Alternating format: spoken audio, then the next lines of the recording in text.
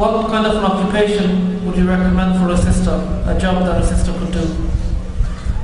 Well, the question arises, would I recommend a job for any sister? And the answer is in general, no. In general, it's not something that a sister should do. And my dear sisters, realize that we're not being, a'udhu billah, feminists or anti-feminists here. We're not going against women's liberation. What we are saying is that no one has liberated you more than Allah Azza wa Jal. This is what we're saying. No one has liberated you from the oppressions of men. And wallahi, men know how evil we are. Men, every man knows what his thoughts are about women. Okay? No one has liberated you from the wolves that are men more than Allah Azza wa Jal and the Sharia of Allah. So if you stick to the Sharia, you will keep your honor and dignity and liberty. And if you go beyond the Sharia, this is where the wolves and the predators will come and try to get you. So the general rule is that sisters should not work.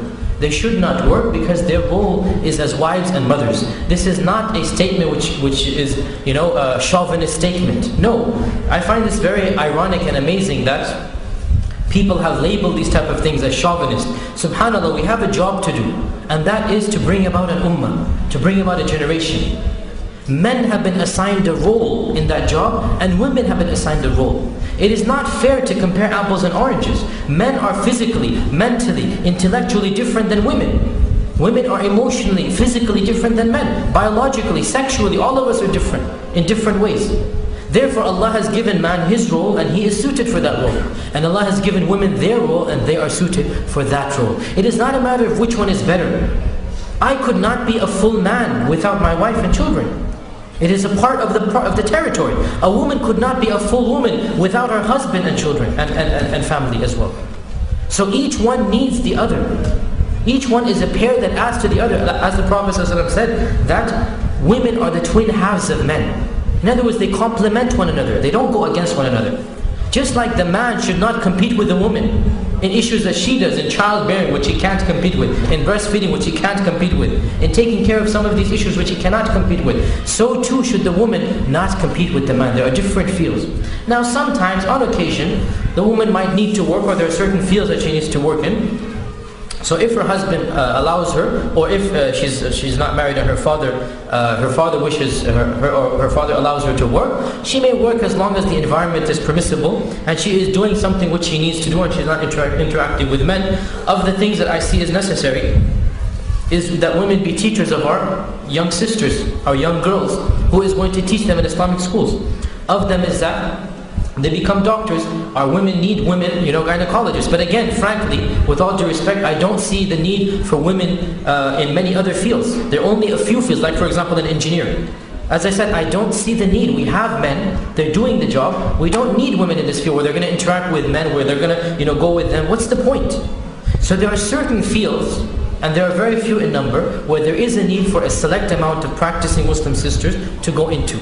And so if they think they are the people for this job, and their husbands or their fathers allow them to, alhamdulillah, and the environment will be halal, alhamdulillah. Otherwise, the general rule is that the best job that a mother can do is to be a good housewife and to take care of her children. And the problem is when you say these things, it even sounds chauvinistic because it has been ingrained into our mind that the word housewife becomes an insult. But why is it an insult?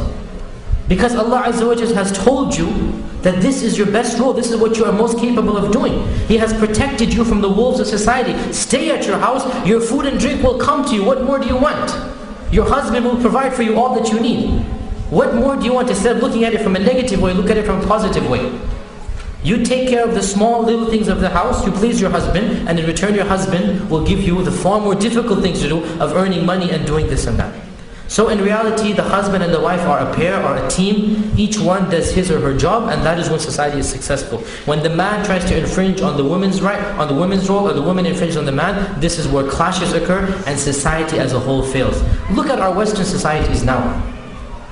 For the last hundreds of years, basically, until before basically the 1920s when the women's liberty became strong, there were strong family values, even in Kafir societies. Strong family values.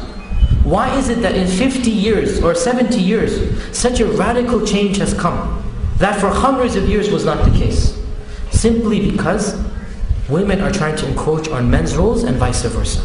If each one did their job properly, then there is no point of competition. Even in the Olympics, do women compete with men? They're running and jogging on the same platform? No, because they're biologically different. Then why do they want to compete with them in all the other arenas of life? Allah has given you a role, and Allah knows best what you are suited to do. And He has given us a role, and He knows best what we are suited to do. As long as we stay within these roles, we will be successful, and neither of the two sides is lesser or inferior to the other.